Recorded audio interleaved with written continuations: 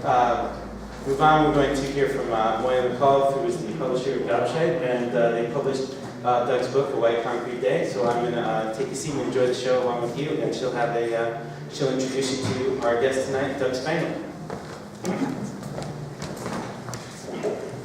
Good evening, and thank you for coming, and thank you so much to Christopher for having us here, as you say, in this beautiful room, and to Leah for creating it. The reason that all this has happened is that, sometimes great books happen along. Doug Spangle has been part of the open mic scene in Portland since the early 1980s, or the late 1970s, or a little before. And I only met him in 2001, in the middle of 2001, when I finally got annoyed enough with myself for not doing anything to actually go to Cafe Lena, and I found him there in a scene.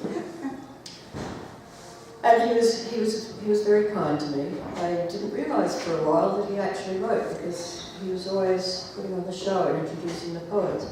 And then one night I heard him read a poem, I think it was about Persephone, and by that stage the reading had moved to a shot in the dark, because of course I turned up at Cafe Lena when it was about to stop, close, finish the reading. And I thought, oh, good. And I heard Doug read at other places after that, and every time he read something I hadn't heard, it was just new to me, and whole and complete, and a great little journey that never ended where you expected it to. And so about 10 years later, Barbara and I were going to start Gobshite Quarterly. It was mostly his idea. And so we asked Doug for contributions of poetry and for his expertise in small press. And we immediately installed him on the board, which is a kind of celestial body that passes over here once every 1,000 years. And so, without further ado, I'm going to let Doug read his poetry. He's going to read from the book, he's going to read from other things, and you will discover why I like it so much. Because he mentions those things that other poets don't, and he understands them, and he takes you there, and he leaves you where you never thought you'd be. Okay. Doug Spangle.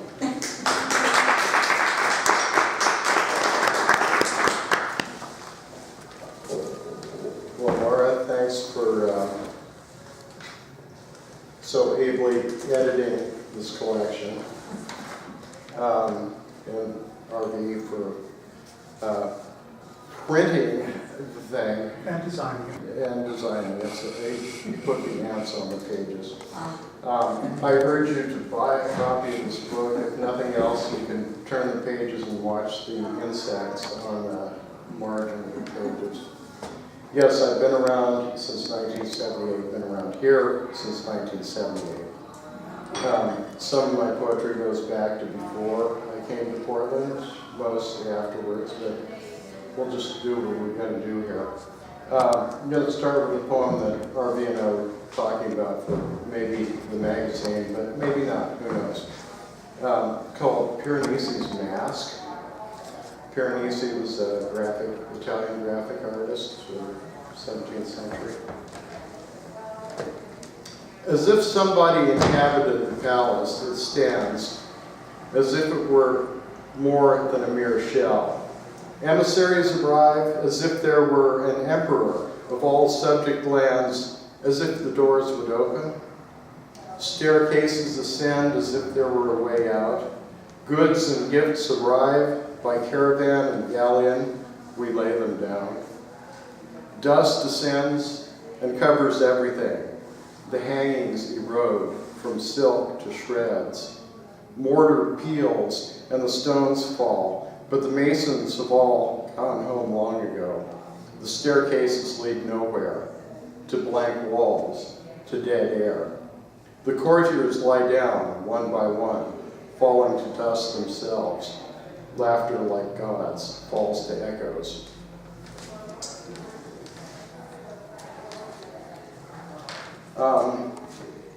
This is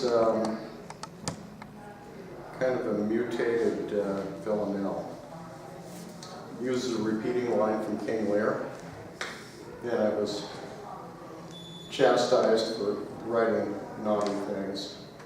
But it wasn't me, I was just quoting Shakespeare. Illinois.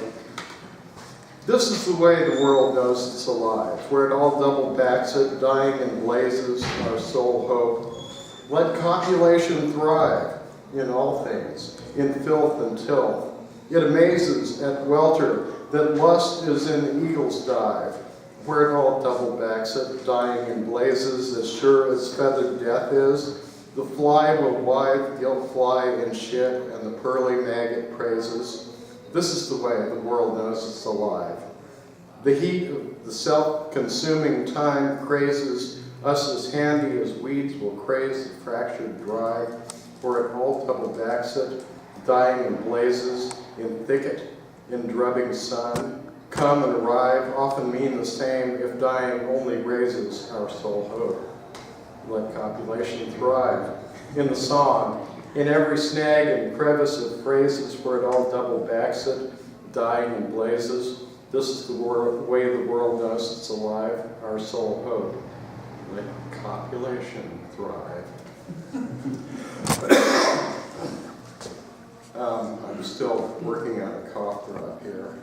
We've been beset by the flu for the past week.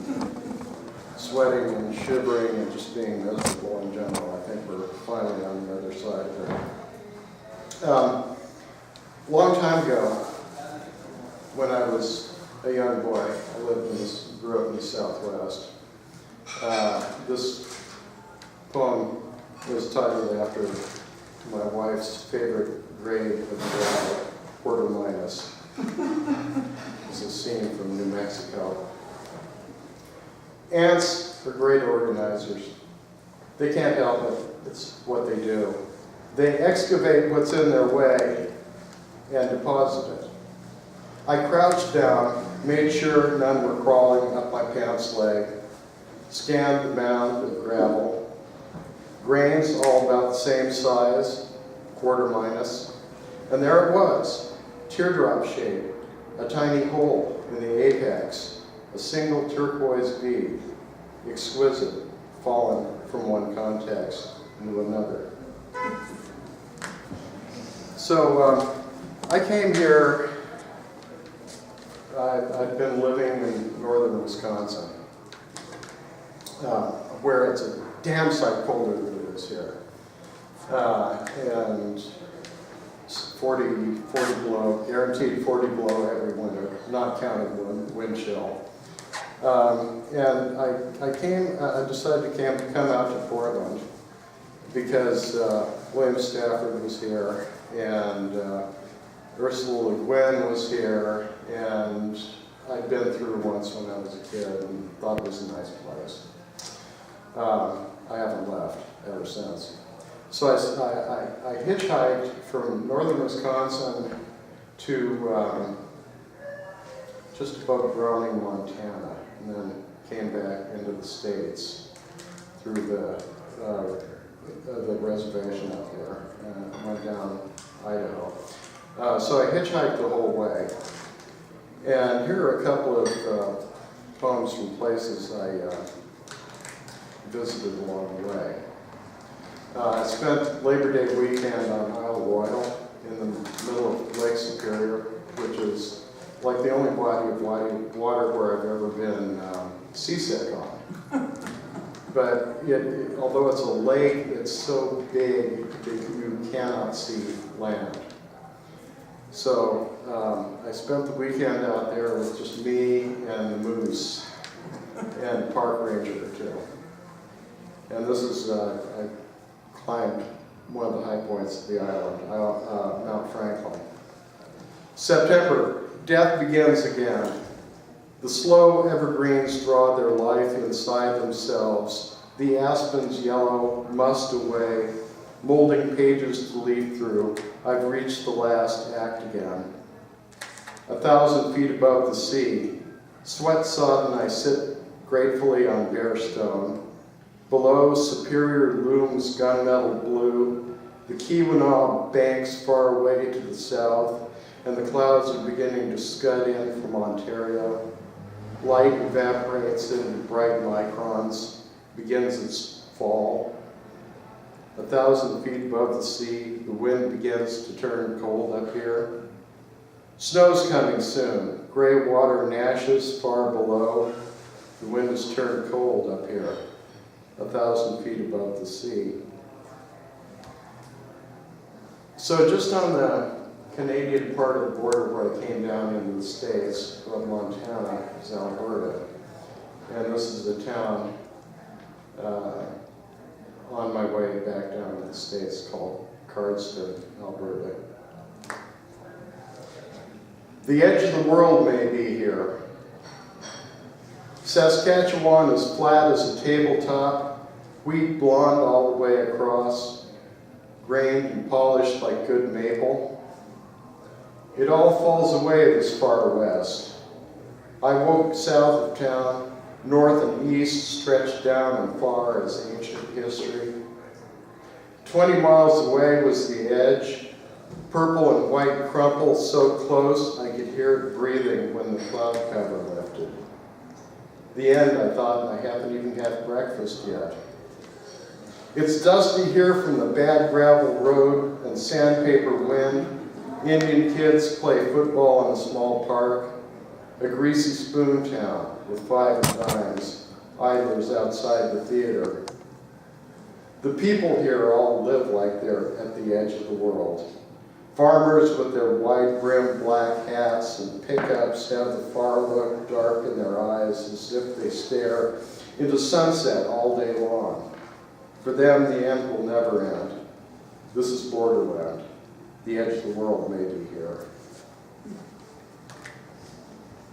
Now, this, kind of going backward to Wisconsin here, this is where Chris and I were talking about story poetry, about fisher poets and cowboy poets, and this is, if I can find it here, I was in northern Wisconsin. I was a night clerk at a not very nice hotel. That's how I supported myself that doing work study at the local college. So this is a story from my early days as a hotel clerk called The Big Fire. Of all the flea bags to shack up in, they had to choose the Hotel Fenland in Rhinelander, Wisconsin, where the traveling salesmen are always welcome. Honest to God, that was really our slogan, printed up on the matchbooks and all. And of all the times to do it, they had to pick my first weekend working there, the 11 to 7 vampire shift at the night desk. In a warmer season, I might have known better, but one of those cold-ass winters like 76 can turn your brain to mush. It must have taken him 5 minutes to find the pen and check-in card to lurch his name out on. God damn you, Ed Patterson, what sty did you wallow in from? God damn all 6'2" of your hide, God damn the nurse you rode in on.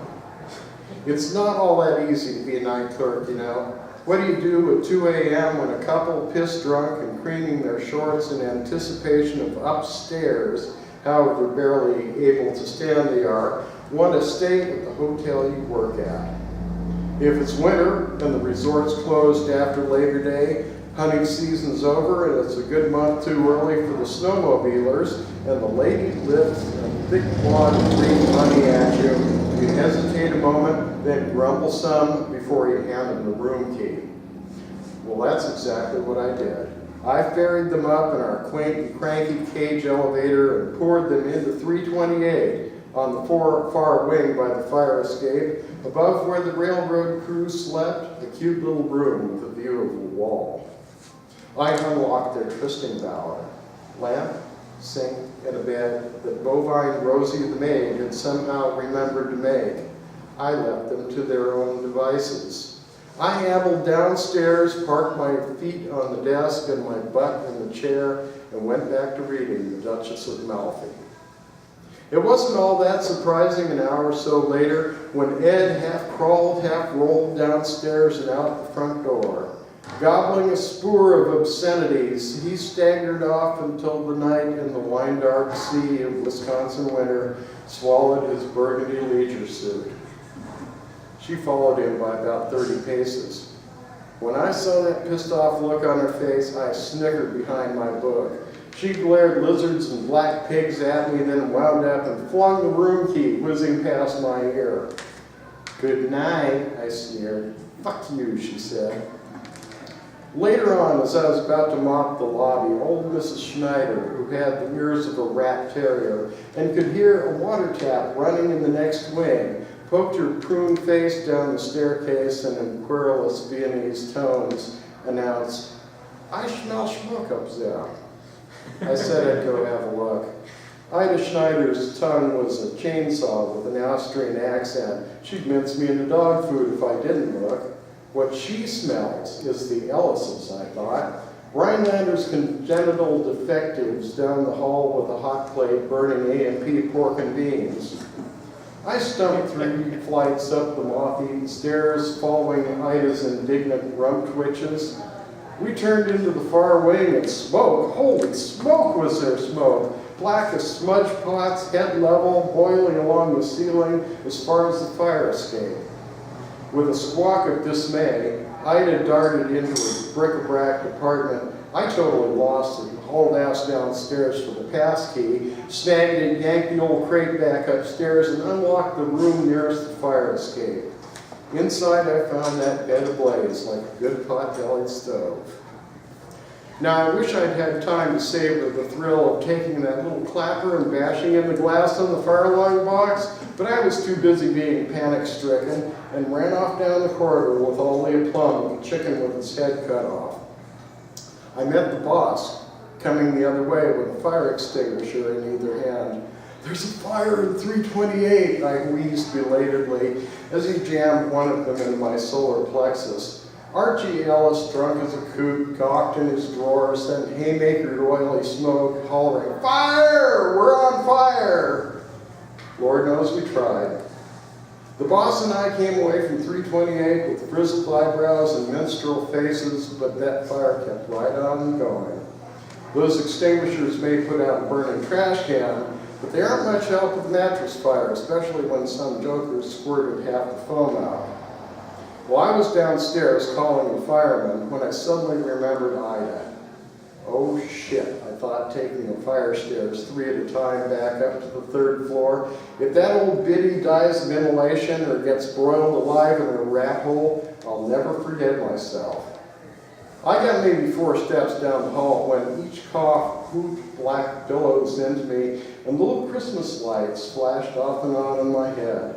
I fell down on my hands and knees and crawled back out and lay my cheek on the landing and puked my guts out on cold stairs. Later, of course, it turned out that Ida had barricaded herself in with her girlhood mementos and her chintzy porcelain figurines, then locked all the doors and transoms. After the firemen had swamped the last embers across the hall, Ida came out swearing with nary a blister. Well, I wound up the dubious hero after all the shouting was over, or at least I got my name misspelled in the Daily News. Of course, that whole wing of the hotel was a total loss, but I'm in the land of the living and able to relate this story to you. My friends, let me tell you here and now, I've seen that hotbed of lust with my own eyes. I've seen the bed someone was too drunk to pick their burning cigarette butt from. Don't check drunks into your hotel. They're just looking for a book of matches to set the world on fire. So take you back further. Before I lived in Wisconsin, I lived in Germany and the Middle East. And I still do the occasional German translation. And Harvey and Laura actually ran one of my translations in here from a German-speaking Swiss poet named Clemens Umbrecht. And this is for your cinemaphiles in the audience, called Alfred Hitchcock. epigram goes, Mr. Hitchcock, epigraph, excuse me. Mr. Hitchcock, how did you do this? Francois Truffaut. Alfred Hitchcock. We harbor a certain suspicion. We think we know, but we aren't sure. In the twilight, a telephone rings, but someone deliberately doesn't pick it up. The party calls, hello, is anyone there? Doubt attaches to the pinstripe suit about which the motel laundry knows nothing. Death is only a question of passage. One sees the faces, hears the echo. No sirens, no cry, not even a cat. Does the government have a hand in the game? It's dark outside, and naturally it's raining. Shortly afterward, we again find ourselves in the motel, seemingly in safety, but only seemingly. Aside from that, there is no one who is as he pretends. And we're all innocent, aren't we? Just then, the car plunges down the cliffs into the sea. Not until later, when there's no going back, they fall in love. Beauty and the betrayer. Their escape in the airplane is well planned. But who is really working for whom around here? And this is a different German-speaking poet. His name was Peter Buchel, died in 1981. He actually managed to get in trouble with the Nazis, and then after the war, he got in trouble with the communists as well. Spent years in various kinds of exile, walked back during the end of the war from Stalingrad to Berlin, and is just this really cool, spooky old guy sounding poet. And this is called The Angels.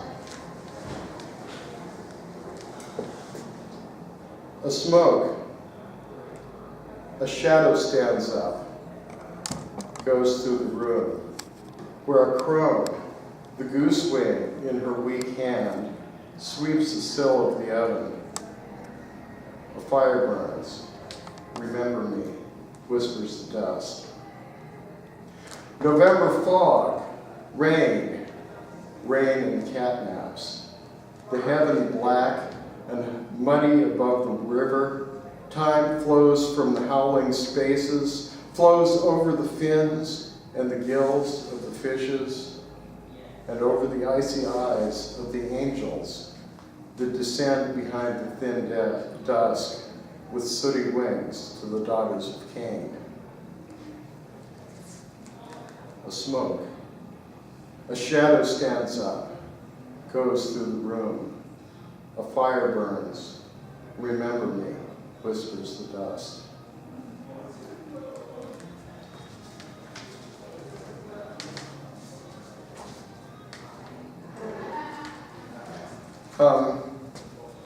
I did a series of poems that are kind of inspired by the Greek poet Cavafy, Greek Egyptian poet Cavafy, who set little historical scenes into verse. He used the Greek-speaking world. I set my various poems across Asia where I could turn the various poems into mini short stories, like 20, 25 lines, something like that. And so I got a whole collection of poems of one kind or another from that, a couple of which Moira used in this collection. And the first one I'm going to read, if I can find it, actually happened to me. I spent the last couple of years of high school in Ankara, Turkey. This would have been 68, sometime about there. And the only live trace of European pop culture you could get was about an hour of Radio Luxembourg. in the evening, once a week. And so I'd sit there with this old radio trying to micro-tune it so I could get Jethro or whoever on the radio. And this is called Radio Tirana, Tirana being the capital of Albania. And Radio Tirana was what used to signal the end of my listening experience by jamming the airwaves of Radio Luxembourg. Radio Tirana. Tonight, all it took was a single magic word, united, as it happened, good day in Turkish. I heard an outlandish song, or perhaps just imagined, and I got a patch of supernatural clarity. I got a scene in my brain from so many years ago as I was then, 18, maybe 19, living in Ankara, Turkey, nudging the dial on our radio about 8 p.m., trying to tune in to an hour of pop music on Radio Luxembourg, improbably far away. Listening meticulously through the static for a hint of Sweet Dream or Oh Well, or David Bowie, singing far away wistfully, ground control to Major Tom. If only I could find the right setting on the dial, if I could hear the latest of my favorite music a while before an iron voice would chop stern syllables, Radio Tirana, Radio Tirana. And the airwaves would churn, jammed with Albanian dogma, sweet familiar anthems and love songs battered into random fragments.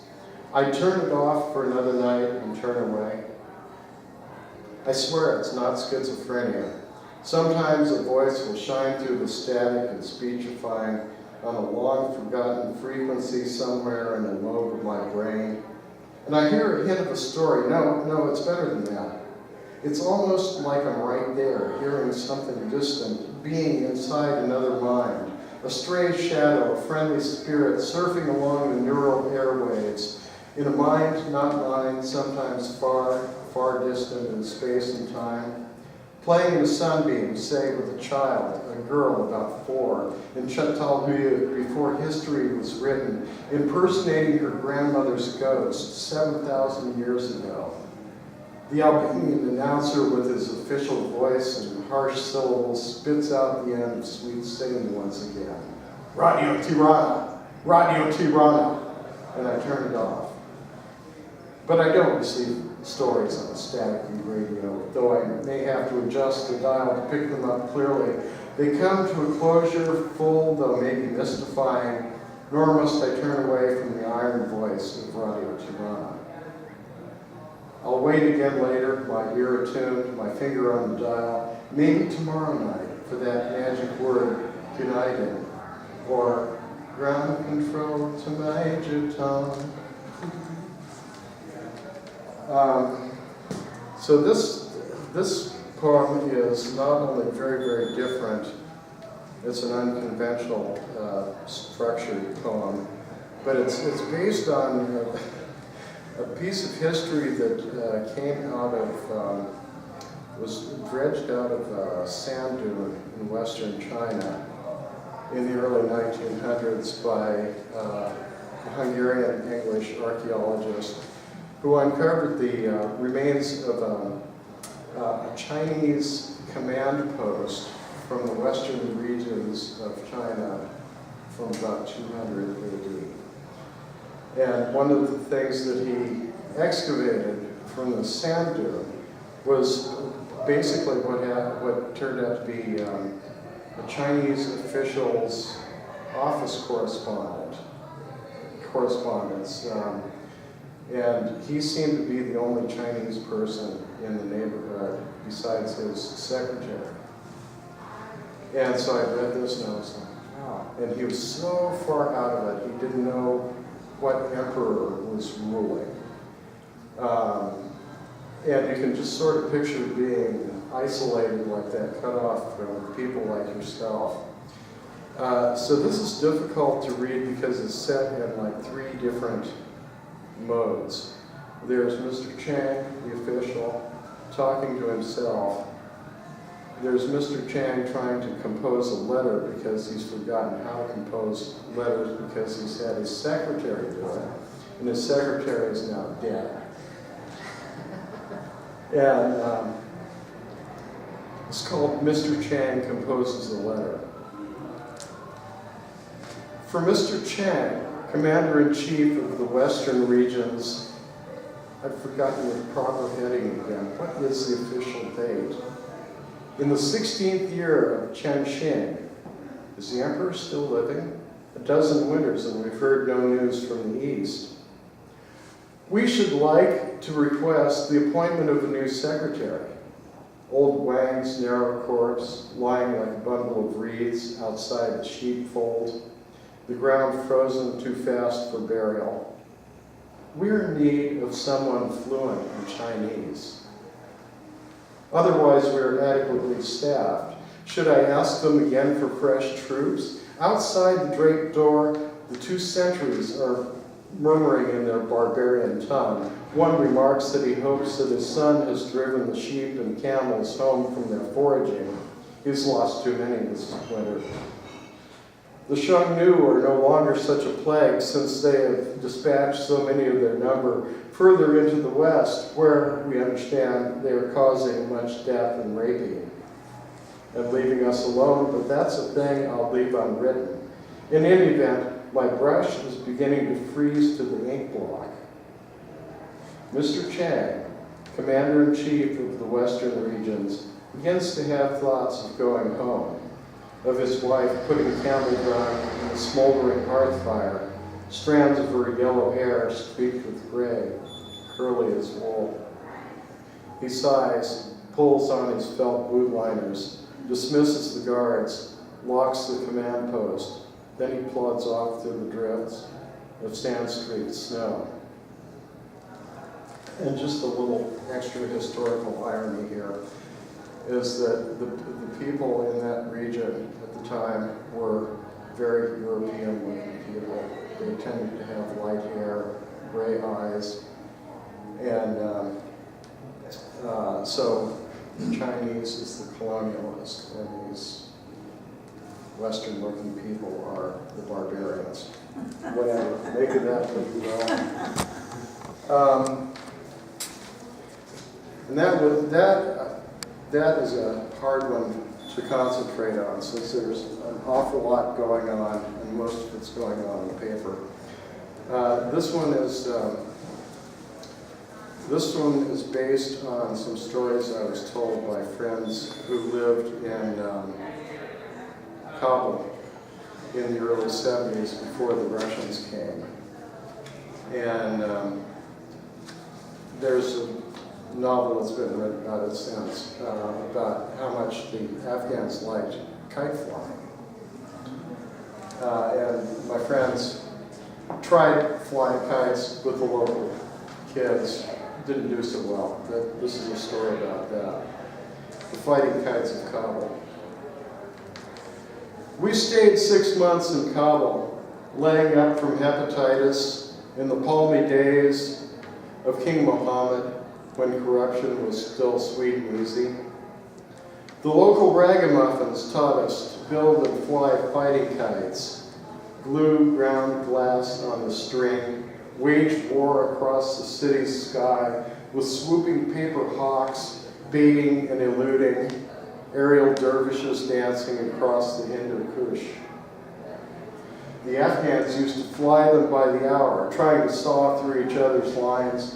We didn't stand a chance. We were just innocent hippies in those days before the coup, smoked hash, cared nothing for international situations.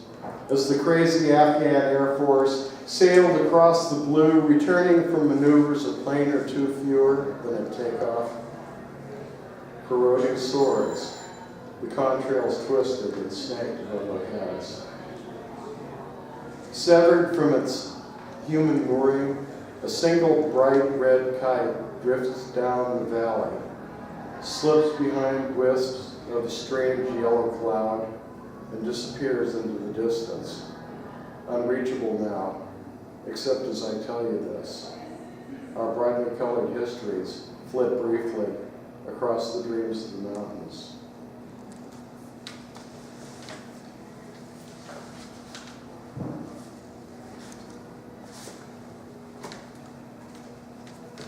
I'm going to read one more. This is kind of a book report on Jared Diamond's book, Guns, Germs, and Steel. As sort of this view of the passage of history from kind of a worm's eye level. And it's in this oddly repeating rondo form sort of thing that seems to have been invented by my friend Flora, but I stole it. So it's fine. It's called Spark of the Stalk.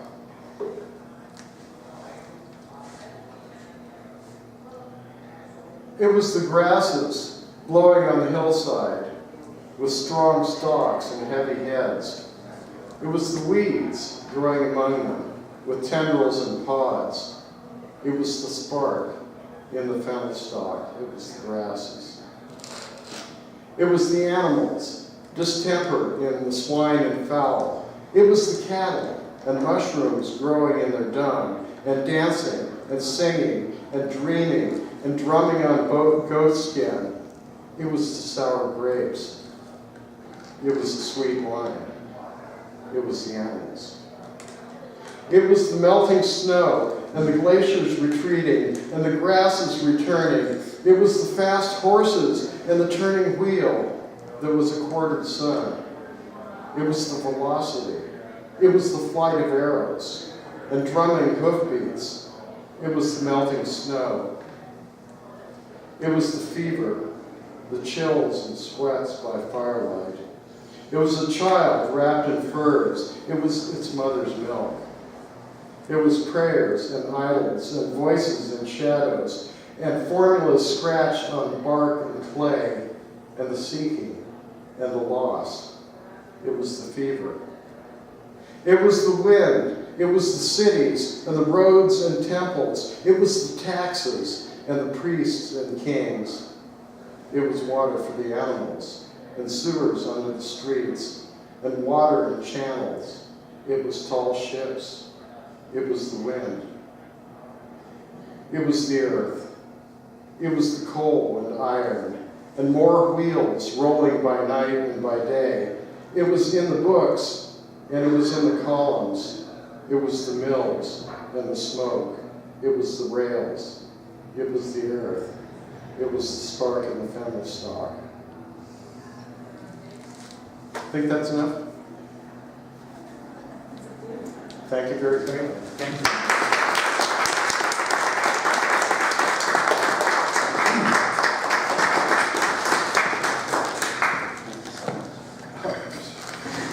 See if I can pick up that. Thank you so much to Doug and our friends from Portland for coming over and presenting from this great new book. It's my pleasure to play even a small part in spreading the word about it. Doug was among the people who really made me feel welcome when I was new to the area around 2003 or 2004, and so now I still do, from the microphone here in Vancouver, let people know, how friendly and supportive I found the Portland writers to be, and I still find it to be that way. You might need to ask them whether they feel that way about each other. But I feel pretty good about most of them. I'm sure they have stories to tell, but overall a friendly bunch. And just wanted to mention a couple of quick things. We have our Ghost Town Poetry Open Mic coming up on February 13th, where we will have Gwen Morgan and also the slightly delayed book launch of our second anthology of poems from that series. And the book is just called Ghost Town Poetry Volume 2. Here at Niche and Angst, we have a workshop that'll happen on the second Saturday of the month, and then on February 15th, I'm excited because my old friend Tyler Burba, who is a guitarist who I met at the Jack Kerouac School of Disembodied Poetics, and who's been living in New York. We'll be visiting, and I'll be reading with him, and that will start several months of regular poetry and music events that I'm setting up. I have it booked basically through, I think, through April or May. Once a month we'll do a poetry and music reading here. And I also just wanted to point out to people that the show that you see around you here is an annual show that happens called the Male Forum Show, because there are enough female forums to be seen throughout the art world, and so I encourage you to take a look. I have a few pieces up. I'm pretty happy about this show, and I think that it's going to go away a little bit early this time because of the Cascade AIDS Project auction that happens every year. Some of the pieces that you see around you will be heading over there and donated for that benefit. And I also just wanted to mention that after the reading is complete here, those of us who want to are going to go next door and have a drink, so you're welcome to join us over there. Oh, and finally, let me please just say thank you to Tiffany Berber-Schramm for documenting this and other readings that have been happening here in Vancouver and around the area. It's really great to have a document of what's happening, and as I've told her many times, I don't have the time or the energy, and I can't be here and there at the same time. So it's wonderful that she decided very much on her own that this is something important that needs to happen. So we really appreciate it. And yeah, so when you're sharing it and looking on YouTube, remember it's Tiffany helping us out. Yeah. So let's give Doug Spangle another hand. That was a great reading.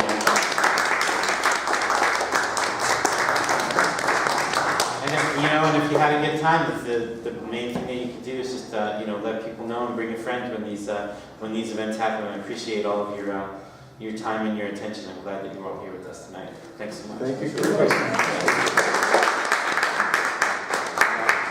Buy the book if you can.